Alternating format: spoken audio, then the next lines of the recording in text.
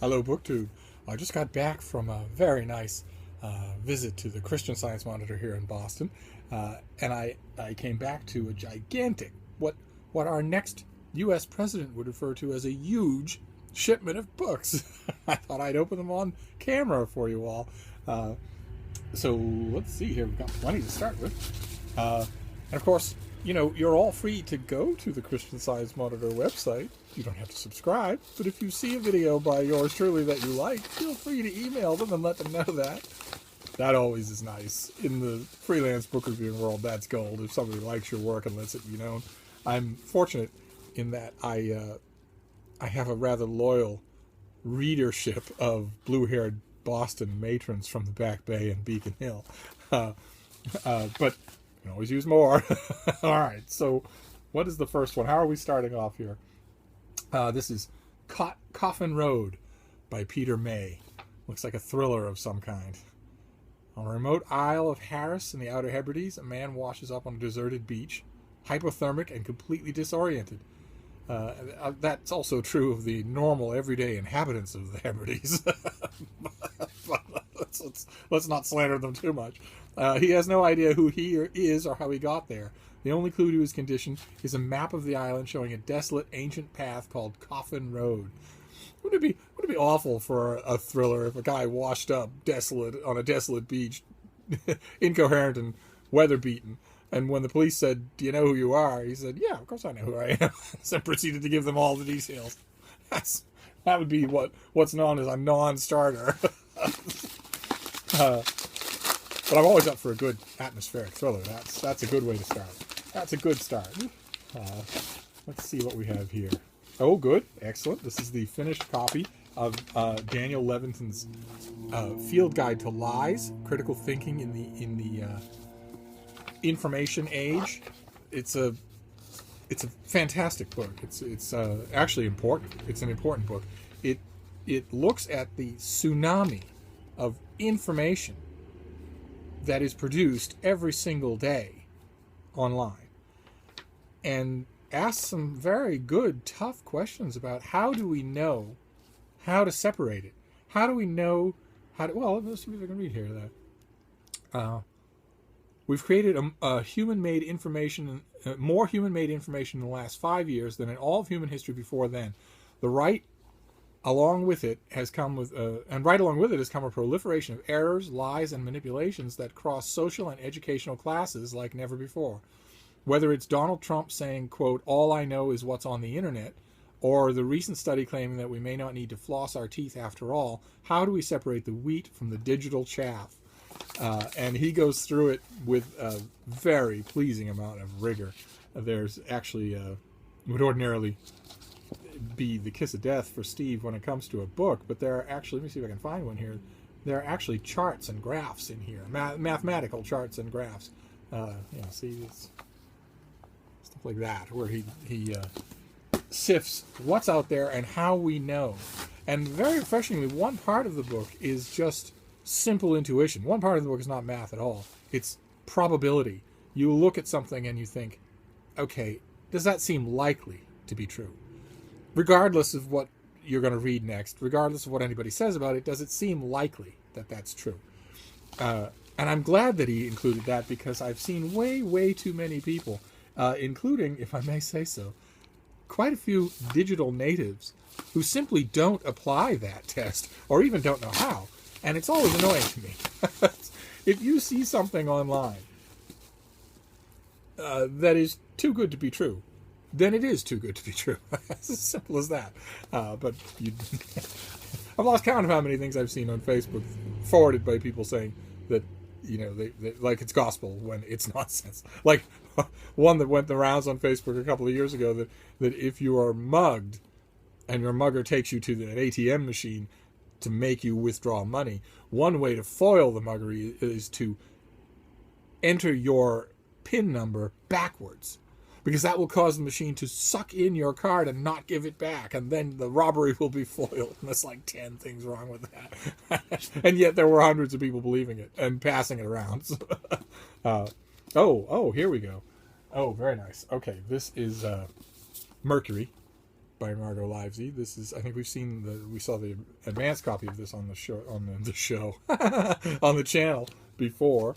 This comes out in late September. This is, I guess, the next step before I get a finished copy. I don't really know. Okay, let's not make a mess here, so we know what we're doing. Next is this thing, rather pleasingly heavy. Oh, it's big. Oh. This is David Cesarini, Final Solution, The Fate of the Jews, 1933 to 1949. Oh, very nice. Oh, very nice. Okay. This comes out in early November and is a 1,000-page revisionist history of the Final Solution. That goes to the top of the reading list, I think. It's all right. We're making a dent in this. There's a large number of packages, but if you're with me, then I'm game. Oh, very good. All right, we'll talk about going from the sublime to the ridiculous. This is Pharaoh by Wilbur Smith, who is going to, this blurb, the best historical novelist by Stephen King, his publicity people are going to work that into the ground. So this is just a historical novel set in ancient Egypt. I shouldn't say just, because he's fantastic. King is right about that. It's yet another example of Stephen King's unerring ability to spot writers better than himself. Not particularly hard to do, but he's really good at it, and he's generous with his blurbs, so that's good.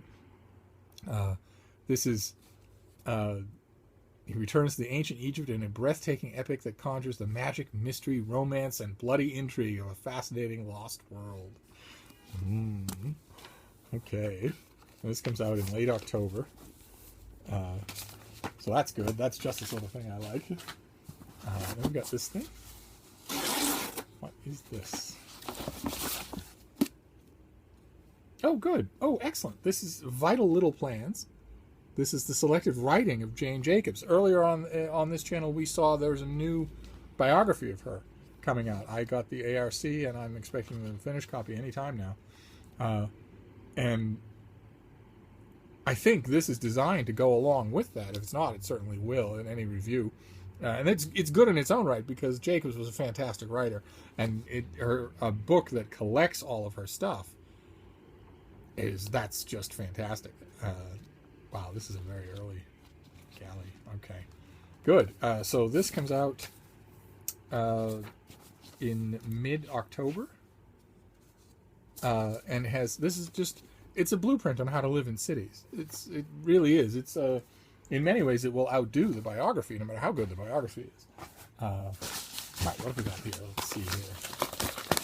Oh, that's so good. Reprinting the writings of Jane Jacobs. That's awesome. All right, good, excellent. This is YA. Believe it or not, I said excellent about YA. This is Jonathan Mayberry. And what is the name of this? The first one is called The Orphan Army, and the second one is called The Nightsiders. And this is I don't know the name of the series. I had this recommended to me. Oh no, okay. The series is called The Nightsiders. And the first one is The Orphan Army. And the second one is Vault of Shadows. It'd be nice if I could learn how to read the covers of the books I'm getting. Look at that bug guy.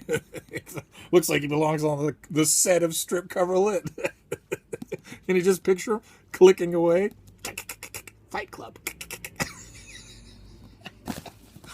So, anyway, I had a friend of mine say, I know you hate YA, but you should read this because this series is really kind of good.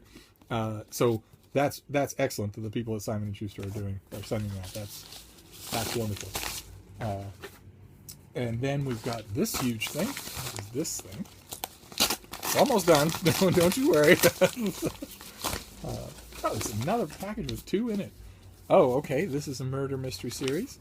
This is Death Wears a Mask.